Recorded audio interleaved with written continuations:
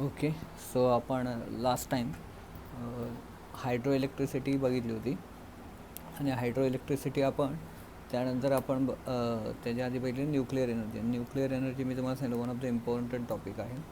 So nuclear energy जरा नीट करा आणि त्याच्यामध्ये व्हॉट इज चेन रिॲक्शन हे विचारलं जातं. सो आज आपण बघणार आहे दॅट इज विंड एनर्जी जी आहे, ज्याला आपण वायूपासून बनतो, म्हणजे पवन चक्के असतात विंड मिल, त्याच्यापासून इलेक्ट्रिसिटी कशी बनते कळलं. आणि सेकंड सोलर म्हणजे काय की सनच्या हीटपासून, कशापासून, हीटपासून इलेक्ट्रिसिटी कशी बनणार. हे दोन टॉपिक आहे, सिम्पल आहे, जास्त नाही. आणि आता थोडासा धडा उरला आहे, मे बी आज टॉपिक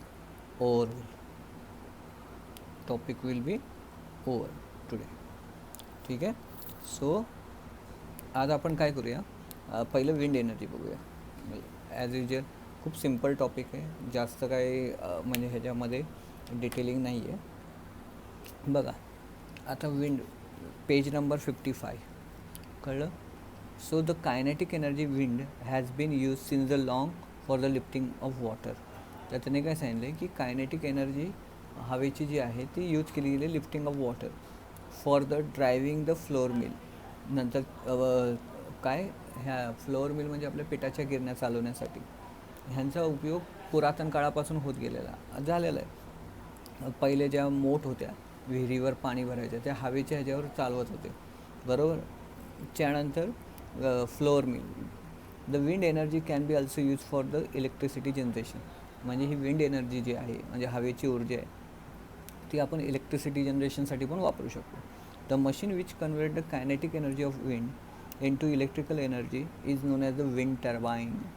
बरोबर. आता इथे काय होणार, आपण बघितलेलं मागच्या ह्याच्यात आपण बघितलेलं की प्रत्येक वेळी टर्बाईन, स्टीम टर्बाईन वेगळं होता, वॉटर टर्बाईन होता.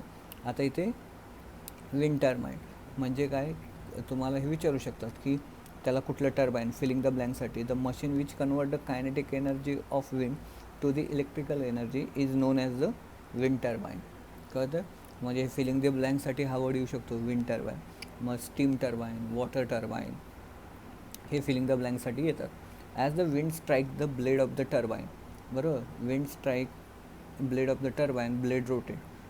हे ब्लेड्स आहेत, बरोबर. ब्लेड्स म्हणजे काय, तुमची पवनचक्की, विंडमिल आहे, त्याचे बाहेर जे पाते असतात जसे पंख्याचे आहेत, त्याच्यावर जेव्हा हवा स्ट्राईक करणार तर ते गोल फिरणार. Okay. So blade rotate. The axle of the turbine is connected to the electrical generator through the gear box. नंतर ॲक्सेल म्हणजे हे जे पंख्याचा जो ॲक्सेल आहे, ॲक्सेल म्हणजे हा बघा, हा रॉड दिसतो, हा गिअर बॉक्स थ्रू जनरेटरला अटॅच असतो. आता गिअर बॉक्स कशाला, गिअर बॉक्समुळे काय होतं माहिती आहे का, रोटेशन वाढतं. म्हणजे काय की तो पंखा जो आहे तो जास्त वेळ गोल गोल फिरतो. उदाहरणार्थ तुम्हाला माहिती आहे सायकल गिअरवाले असतात, जेव्हा तुम्ही गिअर कशासाठी असतात की तुम्ही कमी ताकद लावली तरी ती सायकल जास्त लांब जाऊ शकते. जर तुम्ही गिअर बदलले तर कमी ताकदीमध्ये स्पीडमध्ये चालते ती सायकल. बघा गिअरवाल्या सायकल येतात, ते गिअर त्यासाठीच असतात की स्पीड वाढावं म्हणून. मग हा इथे गिअर बॉक्स असतो, त्यामुळे हा थोडा तरी फिरला ब्लेड तर त्याचा स्पीड काय होतो, वाढतो, म्हणजे रोटेशन वाढतात. So the function of the gearbox is increase the rotation per unit time. बरोबर. म्हणजे काय, इथे गिअरबॉक्सचं जर फंक्शन काय, रोटेशन पर युनिट टाईम, म्हणजे त्याची जी स्पीड आहे, गोल रोटेशन आहे, ते वाढवण्यासाठी काय मदत करतं, गिअरबॉक्स मदत करतं. कळला गिअरबॉक्स काय असतो.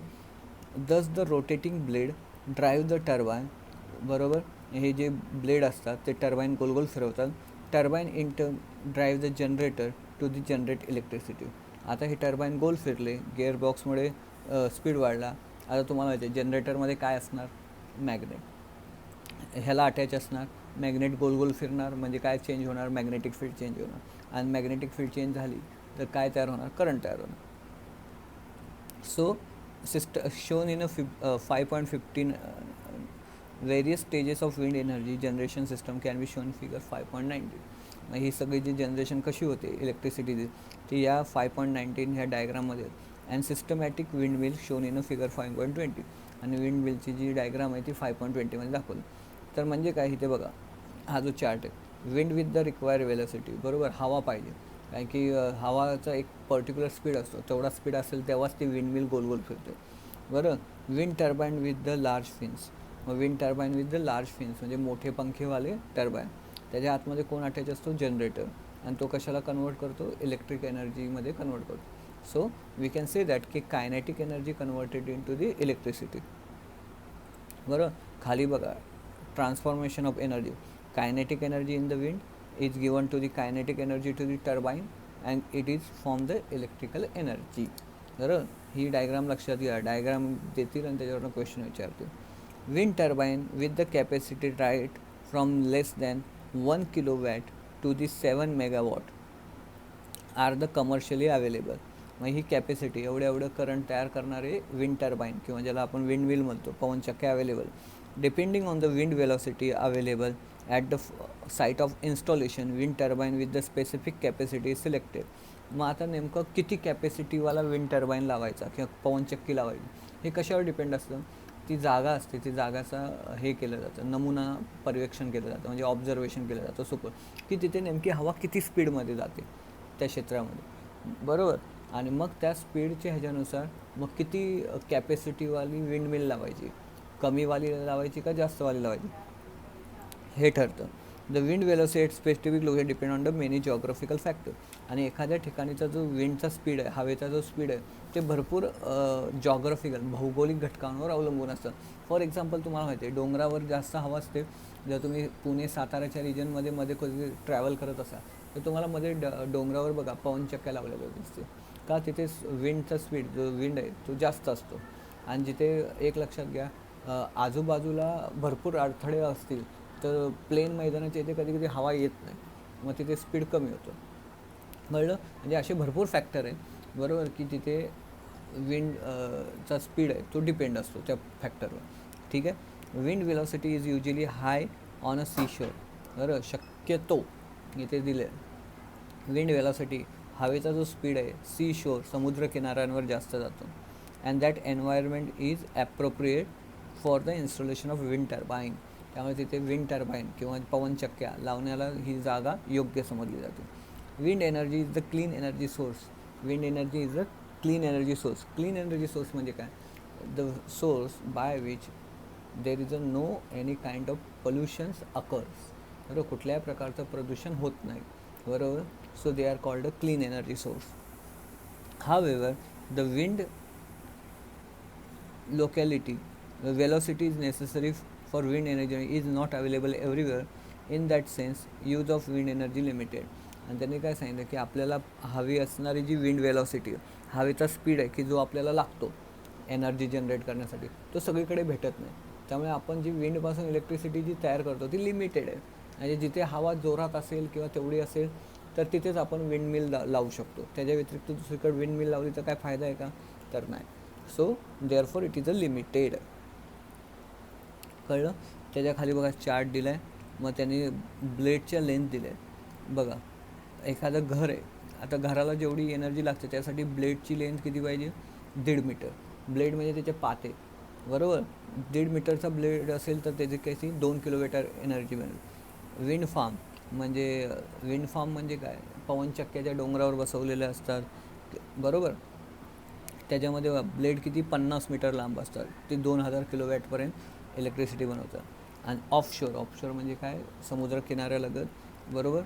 सो ब्लेडची किती 100 मीटर लेंथ आणि कॅपॅसिटी 6000 ते 7000 किलोमीटर ब्लेड. बरोबर. सो ह्या कॅपॅसिटी आणि ब्लेडची लेंथ दिलेली. कळलं? आता हा झाला विंड एनर्जी. सोप्पा टॉपिक होता, काहीच नाही. मी तुम्हाला सांगितलं की ह्याच्यामध्ये जो किचकट पार्ट आहे तो बोर्डाने कट केलेला आहे. त्यामुळे जास्त काय एवढं काय ह्याच्या धड्यामध्ये असं अवघड काहीच उरलं नाही. बरोबर. आता electrical energy generation using the solar energy. आता आपण इलेक्ट्रिसिटी कशी बनवणार? सोलार एनर्जी वापरून. विंड एनर्जी कळलं की पाते फिरणार. पाते कुठे अटॅच असणार? गिअरबॉक्सला. गिअरबॉक्स काय काम करतो? गोल गोल फिरण्याचा जो स्पीड आहे तो वाढवतो. तुम्हाला माहिती आहे तेच पातं पुढे कुठं अटॅच असणार? एक्सेल. इलेक्ट्रिक मोटारमध्ये काय असणार? मॅग्नेट असणार. मॅग्नेट अटॅच असणार. जसे पाते गोल फिरले तर मॅग्नेट पण गोल गोल फिरणार. त्यामुळे काय तयार होणार?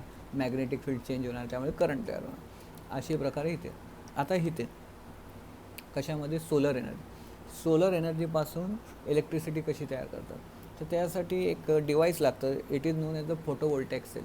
फोटोवोल्टॅइक सेल म्हणजे काय, की फोटोपासून लाईट तयार करणारा सेल. बरोबर, फोटो म्हणजे काय, लाईट. बरोबर, त्याच्यापासून करंट तयार करणारा सेल म्हणजे फोटोवोल्टॅइक सेल. बघा, using the energy in the sunlight, electric energy can be generated two way.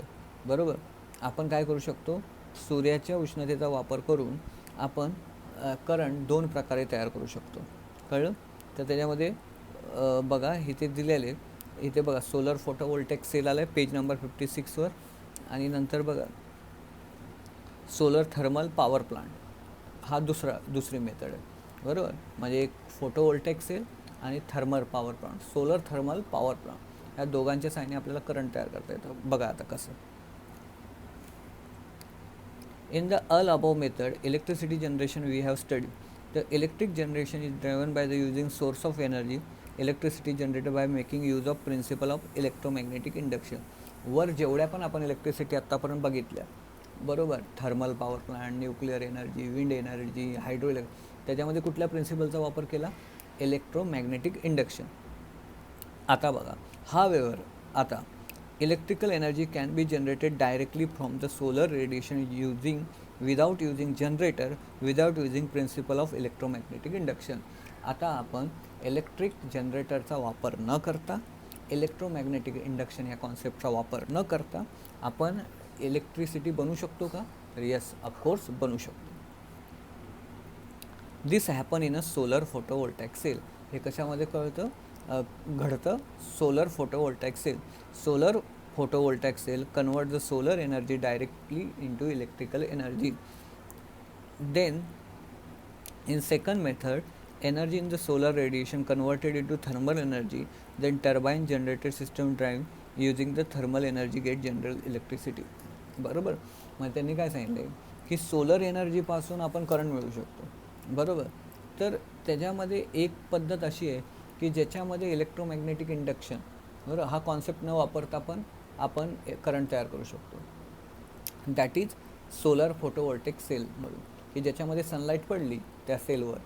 Sale म्हणजे तुम्हाला सांगतो सिलिकॉनचे छोटे छोटे पत्रे असतात आणि हे फोटो इलेक्ट्रिक करंट तयार करतात. मी सांगतो डिटेलमध्ये काय. आणि दुसरी मेथड आहे सोलर थर्मल पॉवर प्लांट.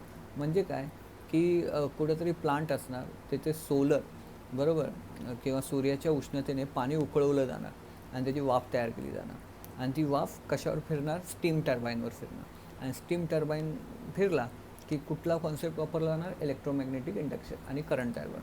म्हणजे काय, की सोलरपासून इलेक्ट्रिसिटी दोन प्रकारे बनवू शकतो. एक इलेक्ट्रोमॅग्नेटिक इंडक्शन या कॉन्सेप्टचा वापर न करता आणि दुसरा म्हणजे इलेक्ट्रोमॅग्नेटिक इंडक्शनचा वापर करून. इलेक्ट्रोमॅग्नेटिक इंडक्शनचा वापर कुठं नाही करणार, फोटोवोल्टॅइक सेलमध्ये. आणि इलेक्ट्रोमॅग्नेटिक इंडक्शन ह्या कॉन्सेप्टचा वापर कुठं करणार, थर्मल पॉवर प्लांट. कुठला, सोलर थर्मल पॉवर प्लांट. आता त्यामधलं पहिलं आपण फोटोवोल्टेक सेल बघूया. सोलर फोटोवोल्टेक सेल बघा. A solar photovoltaic cell convert the solar radiation energy directly into the electrical energy. This called solar photovoltaic cell. The electrical energy generated through the energy transformation process is DC in nature. हे लक्षात घ्या. कळलं. जो solar एनर्जीवाला जो photovoltaic sale आहे, बरोबर, photovoltaic sale म्हणजे तुम्हाला सांगतो, फोटोवोल्टेक सेल जो आहे तो करंट कुठला बनवणार, DC करंट. हे लक्षात ठेवा, विचारतात. This solar cell made up of special type of material called a semiconductor, that is silicon. Silicon solar cell dimension of 1 centimeter square generate about the 30 milliampere current and potential difference of 0.5 volt. Thus a silicon cell of dimension 100 centimeter square will generate 3 ampere of current, that is 3 milliampere cm into 100 cm, 3000 milliampere, that is 3 ampere, and 0.5 volt. Remember that the potential difference available from the solar cell independent of its area. बरोबर. आता हे त्यांनी calculation दिले, पण हे calculation कधी कधी आपल्याला लक्षात ठेवावं लागतं. तर सो आता आपण बघूया की शॉर्टमध्ये तुम्हाला थोडंसं समजून सांगतो काय. काय असतं माहिती आहे का, प्रत्येक मेटलची काही ना काही ही असते, प्रॉपर्टी असते. तर सिलिकॉन हा सेमी कंडक्टर आहे. सेमी कंडक्टर म्हणजे कोण, की हा सिलिकॉन ॲटॉमिक नंबर 14 काही कंडिशनमध्ये, नॉर्मल कंडिशन हा नॉन कंडक्टर म्हणून काम करतो. नॉन कंडक्टर म्हणजे काय, की त्याच्यामधून इलेक्ट्रिसिटी पास होऊ शकत नाही. पण एक पर्टिक्युलर कंडिशनला हा कंडक्टर म्हणून काम करतो. म्हणजे एक स्पेसिफिक कंडिशन दिली की तो कंडक्टर म्हणून काम, म्हणजे समजा सिलिकॉनला आपण हिट केलं तेव्हा तो कंडक्टर म्हणून, पण नॉर्मल टेम्परेचरला हा नॉन कंडक्टर म्हणून काम करतो. आता त्यांनी काय सांगितलं, जर तुम्ही 1 सेंटीमीटर स्क्वेअर बघा इथे दिलं आहे 1 सेंटीमीटर स्क्वेअर. 1 सेंटीमीटर स्क्वेअर म्हणजे काय, त्याची रुंदी आणि त्याची लांबी ह्या दोन्ही, बरोबर. 1 सेंटीमीटर म्हणजे हा काय 1 सेंटीमीटर स्क्वेअर. ह्याच्यापासून तुम्हाला जे करंट भेटणार आहे, करंट, बरोबर, ते तुम्हाला करंट दिलेत 30 मिली ॲम्पियर. किती, 30 मिली ॲम्पियर, बरोबर. हे एवढ्या ह्याच्यापासून, बरोबर, हे कळतं आहे. आणि सोलर सेलपासून जे तुम्हाला करंट भेटतं ते डायरेक्ट करंट भेटतं. कुठलं करंट भेटतं, डायरेक्ट करंट. तुम्हाला सांगतो, करंटचे 2 प्रकार असतात, एक असतं AC करंट, एक असतं DC करंट. भारतामध्ये AC करंटच बनतं. DC करंट कशामध्ये असतं, तुमचे जे रिमोटचे सेल किंवा छोट्या बॅटऱ्या ज्या आहेत, बरोबर, बॅटरीजपासून जे भेटतं ते डायरेक्ट करंट असतं. आणि जे बनतं हायड्रो इलेक्ट्रिसिटी डॅममध्ये, हे सगळं कुठले करंट आहेत, AC करंट आहेत, कळतं. सो हे तुम्हाला एका छोट्या सेलपासून एवढं करंट, मग हा 1 सेंटीमीटरचा, 1 सेंटीमीटर असे मी 100 सेल घेतले, म्हणजे किती घेतला एरिया, 100 सेंटीमीटर स्क्वेअर, कळलं. तर हे 30 मिली ॲम्पियर करंट हे होणार 30 गुणुले 100, 3000 मिली ॲम्पियर करंट एवढं तयार होणार. 3000 मिली ॲम्पियर म्हणजे 3 ॲम्पियर करंट, एवढं करंट एका सेलपासून भेटणार, कळलं. आणि ह्याच्यामध्ये जो पोटेन्शियल डिफरन्स असणार 0.5 वोल्ट असणार, बरोबर. मग तुमचा हा छोटासा सेल असू दे तरी तुमचं पोटेन्शियल डिफरन्स 0.5 असणार. आणि जर तुम्ही 100 सेंटीमीटर म्हणजे असे 100 सेल घेतले, किती घेतले, असे 100, बरोबर, तरी पण तुमचं जे पोटेन्शियल डिफरन्स असणार 0.5. It's not depend on a area of a cell. हे कळतं, हे सांगितलं आहे त्यांनी. म्हणजे काय, डायरेक्टली सनलाईट ह्या सेलवर पडणार. ह्या सेलवर पडल्यामुळे आता हे सेल म्हणजे एक नसणार, हे असे 100 सेल समजा, ह्याच्यावर लाईट पडणार. हे लाईट पडल्यामुळे ह्या पत्र्यामध्ये करंट जनरेट होणार. खूप मोठा ह्याच्यामध्ये फिजिक्स आहे, पण आता ह्याच्यावर करंट तयार होणार. आणि ते करंट ह्यांना तारा, वायर्स अटॅच असणार, प्रत्येक सेलला वायर अटॅच असणार, आणि त्या वायर खाली एकत्र येणार. नाही, ह्याच्यामध्ये जे करंट झालं आहे ते ह्या तारांमधून बाहेर येणार, आणि हे कुठेतरी डायनामो किंवा बॅटरी असणार, त्याच्यामध्ये हे स्टोअर केले जातं. आणि त्यानंतर हे करंट वापरण्यासाठी सिटीकडे किंवा विलेजकडे पाठवलं दिलं जाणार. सो हा आहे तुमचा सोलर फोटोवोल्टाईक सेल, कळतं आहे. सो तुमचा सोलर सेल असा काम करतो. आता हे पूर्ण डिटेलमध्ये जे आहे ते सगळं बाजूच्या पेजवर दिलेलं आहे, पण बोर्डाने तो पेज कॅन्सल केला आहे पूर्ण, कळलं. कळतं आहे. मग ह्याच्यामध्ये काय, direct sunlight converted into current. आता मला सांगा, इथे कुठेही इलेक्ट्रिक मोटर लागली का, किंवा इलेक्ट्रोमॅग्नेटिक इंडक्शन हा कॉन्सेप्ट इथे कुठेही लागला का, तर नाही. आणि डायरेक्टली करंट तयार झालं, कळतं आहे. सो पेज नंबर 56वर सोलर फोटोवोल्टाईक सेल आणि त्याचं काय म्हणतात डिस्क्रिप्शन तिथे दिलेलं आहे, कळतं. So 1 centimetre of square of cell, एक सेल कितीचा आहे, 1 सेंटीमीटर स्क्वेअर. करंट किती तयार करून देतं तुम्हाला, 3 मिली ॲम्पियर करंट तयार करून देतो, 30 मिली ॲम्पियर करंट तयार करून देतो. तर असे 1 सेंटीमीटर स्क्वेअरवाले आपण 100 सेल घेतले, तर तो किती करंट तयार करतो, 3000 मिली ॲम्पियर, बरोबर. 3000 मिली एम्पियर म्हणजेच 3 एम्पियर एवढं करंट होतं. कळलं? सो हे झाले तुमचे. मग हा जो एक पॅनल असतो असा 100 सेलपासून बनलेला असतो. असे किती? 100 सेल. मग असे खूप पॅनल बसवलेले असतात, एकरमध्ये बसवलेले असतात. त्यामुळे त्याच्यापासून जे करंट तयार होतं ते खूप मोठ्या प्रमाणात तयार होतं. कळतंय? सो हे तुमचं सोलर सेल. आता बघा बाजूच्या पेजवर जे 57वर दिले ते सगळं त्यांनी केलं आहे की बाबा सेलपासून करंट कसं तयार होतं, मग कसं पॅनल बनवलेले असतात, बरोबर.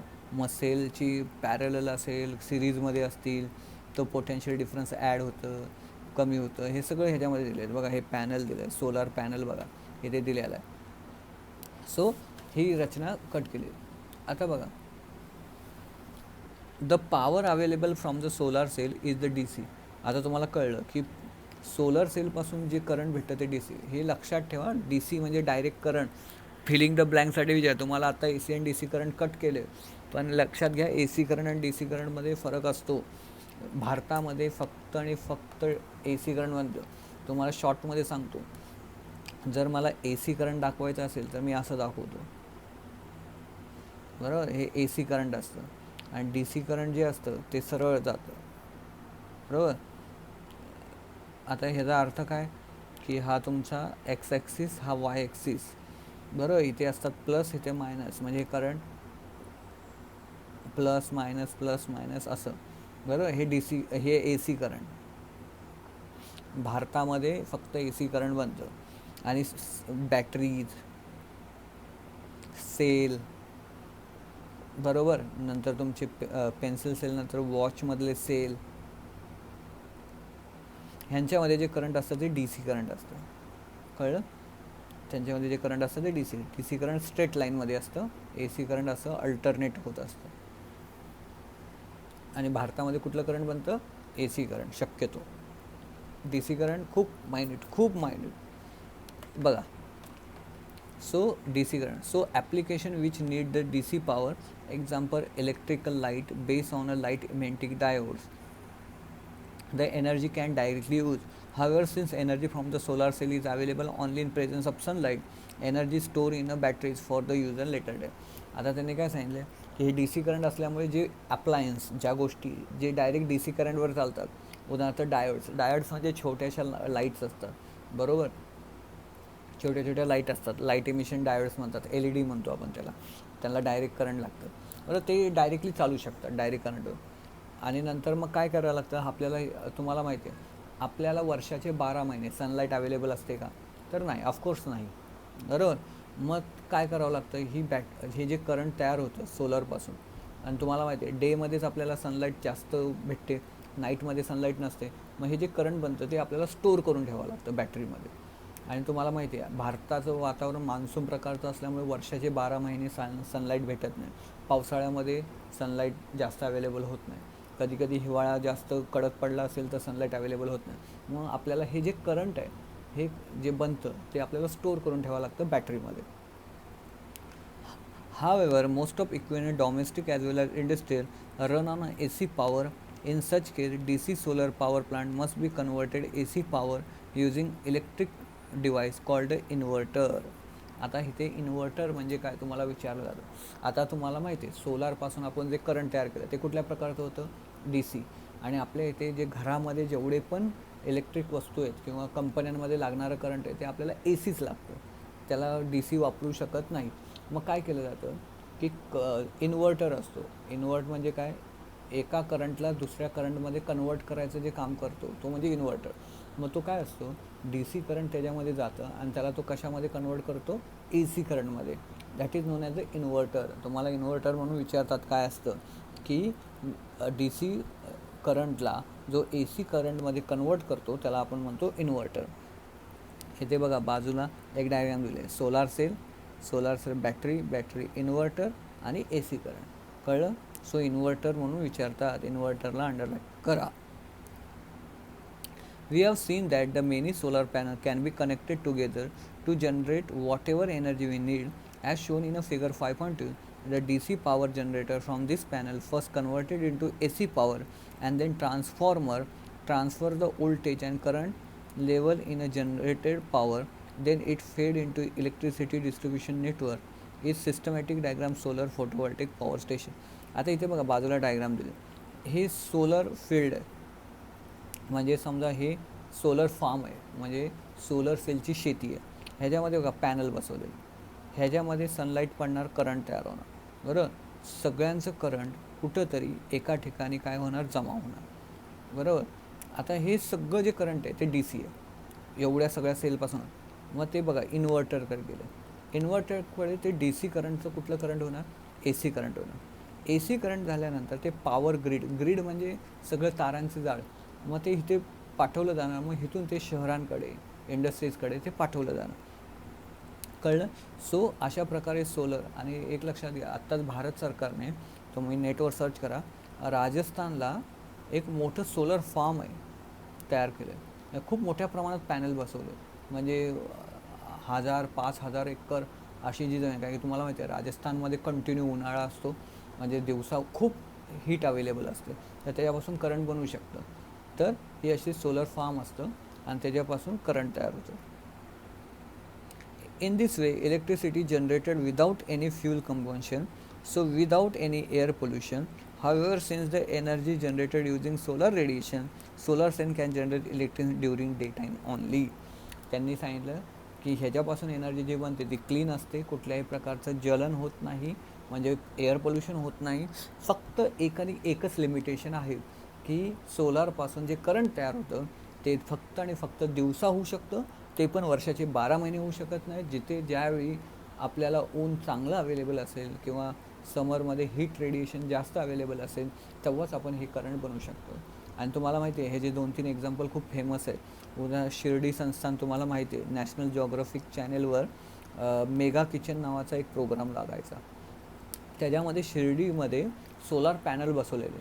आणि ते काय करतात, सोलार पॅनल वर्षाचे 12 महिने तर चालू शकत नाही, पण ज्यावेळी ऊन चांगलं अवेलेबल असतं तेव्हा ते लोक त्या हीटच्या सहाय्याने पाणी बॉईल करतात, स्टीम करतात, आणि त्या स्टीमने जेवण बनवतात. कारण की स्टीम हाय हीटवाली असते, भात शिजणं हा जो प्रकार आहे तो लवकर होतो. तर त्यांनी सांगितलं ॲप्रॉक्सिमेटली त्यांचं वर्षातून 29 लाख रुपयाचं जे इंधन आहे ते वाचतं, बरोबर. 29 लाख रुपये एका वर्षाला त्यांचे वाचतात इंधनातून. कारण की तुम्हाला माहिती आहे शिर्डीमध्ये जे अन्नछत्र आहे ते जवळजवळ दिवसाला 3 ते 5 हजार लोक दिवसाला जेवतात, आणि त्यातले त्यात उत्सव असतील किंवा एखादं गुरुवार असतील तर ते जास्त असतात, बरोबर. म्हणजे एवढ्या लोकांचं जेवण बनवायचं म्हटलं तर तुम्हाला इंधन जास्त लागतं. पण त्यांनी काय केले, पूर्ण छतवर हे सोलार सेल बसवलेले आहेत. आणि ते सोलार सेल, आणि मे बी तुम्ही यूट्यूबवर जर सर्च केलं mega kitchen national geography Shirdi संस्था, तुम्हाला त्याच्यावर पण दिसेल. आणि नॅशनल जिओग्राफीवर कधी कधी लागत पण असतं. मग त्यांनी काय केलं, हे बसवलेत, स्टीमने जेवण तयार केलेत, आणि त्यामुळे फ्यूलची बचत झाली. पण एवढंच ते बोलतात की त्यांना पण ताच इश्यू येतो की हे वर्षभर अवेलेबल नसतं, मग जेवढं पण यूज करता येईल तेवढे हे यूज करतात. सोलर थर्मल पॉवर प्लांट, आता हे तुम्हाला जास्त डिटेल एक्सप्लेन करायची गरज नाही. तुम्हाला माहिती आहे सोलर रेडिएशन असतं, हे सूर्याची ऊर्जा असते. एक काच घेतली त्याच्यामुळे ती सोलर रेडिएशन, बघा आपण भिंगाने कॉन्सन्ट्रेट करतो तसं कॉन्सन्ट्रेट केलं, आणि काय केलं, पाण्यावर कॉन्सन्ट्रेट केलं, पाणी काय होणार, बॉईल होणार. बॉईल झाल्यानंतर त्याची काय होणार, स्टीम तयार होणार. स्टीमने काय फिरवलं जाणार, टर्बाईन फिरवलं जाणार. टर्बाईन फिरल्यानंतर तुम्हाला माहिती आहे इलेक्ट्रिक जनरेटरमध्ये काय होणार, मॅग्नेटिक फील्ड चेंज होणार. आणि मॅग्नेटिक फील्ड चेंज झाली की काय तयार होणार, करंट तयार होणार, कळलं. तेच इथे झालं. We have seen that the thermal energy generated from the coal and the nuclear fuel can be used to generate electricity. Thermal energy can also generated from the solar radiation. Thermal energy जी आहे म्हणजे उष्णताची जी ऊर्जा ती आपण solar रेडिएशनपासून मिळवतो. Can be use electricity production, आणि हीच हीट आपण इलेक्ट्रिसिटीसाठी वापरू शकतो. Different stages in a solar thermal power plant are concentration of collecting sunlight. Sunlight आपल्याला पहिली कॉन्सन्ट्रेट करावी लागणार. तुम्हाला माहिती आहे भिंगांचा एक प्रकार असतो कॉन्केव्ह आणि कॉन्वेक्स, तुम्ही 9वीला बघितले तर तुम्हाला माहिती आहे की कॉन्सन्ट्रेटेड मिरर असतो, बरोबर. सॉरी, बरोबर. तिथे सनलाईट कॉन्सन्ट्रेट होणं, ॲब्झॉर्ब द कॉन्सन्ट्रेटेड सनलाईट, बरोबर. ॲब्झॉर्बर म्हणजे काय की एखादं पत्र्याचा एक भाग असणार की की जिथे ती सनलाईट कॉन्सन्ट्रेट करणार आणि त्याच्या कॉन्टॅक्टमध्ये आतमध्ये पाणी असणार, बरोबर. मग स्टीम टर्बाईन, आता वाफ तयार झाली, मग ती कुठे जाणार? स्टीम टर्बाईनवर. मग इलेक्ट्रिक जनरेटरकडे जाणार, बरोबर. तुम्हाला माहिती आहे गोल गोल फिरल्यानंतर इलेक्ट्रिक जनरेटरमध्ये मॅग्नेटिक फ्रिक्शन आणि इलेक्ट्रिक एनर्जी बनणार, कळलं.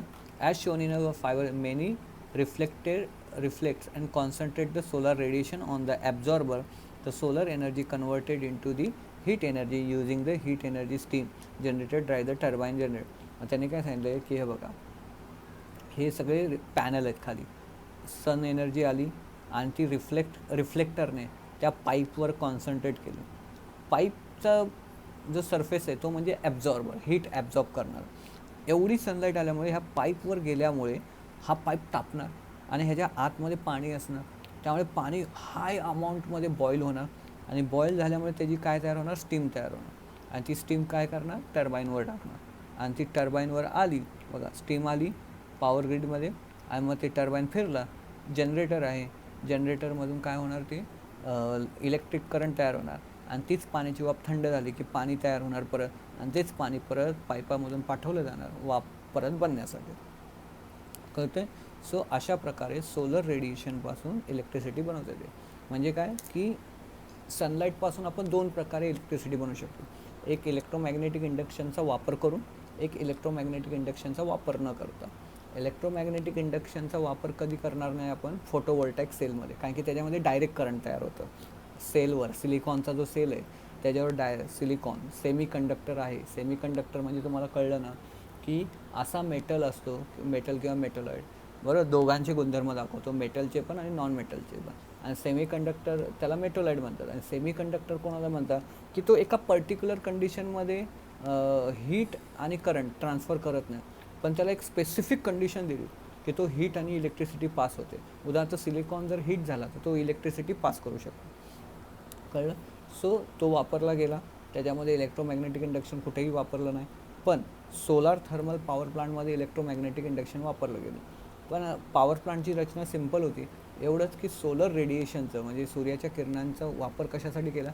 पाण्याची वाफ तयार करायला, हीट करा. त्यासाठी कॉन्सन्ट्रेटेड लागतो, म्हणजे भिंग लागतात ते. त्यामुळे काय होतं? कॉन्सन्ट्रेट होतं सनरे. आणि पाण्याचं वॉटरचं कशात कन्व्हर्जन करतात? स्टीममध्ये, कळलं. आणि मग इथे स्टीम तयार झाल्यावर त्याचं पुढची तुम्हाला प्रोसिजर माहिती आहे. आणि एक सगळ्या ह्याच्यामध्ये तुम्ही एक बघा, एक फोटोवोल्टाईक सेल झाला तर एकच करायचं की कुठलं तरी पाणी घ्यायचं आहे, बरोबर. पाण्याला कसं कोण गरम करून त्याची वाफ तयार करणार ते बघायचं आहे. वाफ तयार झाली की लास्टला काय तयार होणार? काय असणार? टर्बाईन असणार. टर्बाईनला इलेक्ट्रिक मोटर असणार आणि इलेक्ट्रिसिटी. हे सगळीकडे कॉमन आहे, फक्त 2 ठिकाणी नाही, हायड्रो इलेक्ट्रिसिटी आणि फोटोवोल्टाईक सेल. हे 2 ठिकाणी झालं की हे सगळं कॉमन आहे, कळलं. सो अशा प्रकारे हा टॉपिक ओव्हर झालेला आहे. सो प्लीज स्टडी करा, डाऊट असेल तर कमेंटमध्ये मला सांगा. हा धडा झाल्यानंतर आपण जो नेक्स्ट टॉपिक स्टार्ट करणार आहे तो म्हणजे ॲनिमल क्लासिफिकेशन, बरोबर. हा धडा जर असं डिफिकल्ट पडतो, ह्याची शक्यतो तुम्ही अशी काळजी घ्या की जेव्हा मी जेवढे पेज शिकवेल त्यावेळी ते पेज पाठ करून मोकळे व्हा. समजा आपले आज 3 ते 4, कारण की ह्याच्यामध्ये एवढी नवीन नावं आहेत आणि एवढ्या गोष्टी आहेत. क्वेश्चन खूप साधे विचारतात, ह्याच्यामध्ये किचकट क्वेश्चन विचारले नाही.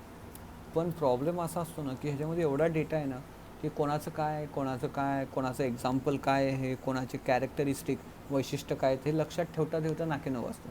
ह्या धड्यामध्ये डोकं लावण्याचा प्रकार खूप कमी आहे. ह्याच्यामध्ये तुमची रट्टा पॉवर किती स्ट्रॉंग आहे त्याच्यावर डिपेंड असतं आणि नवीन नावं असतात, बरोबर.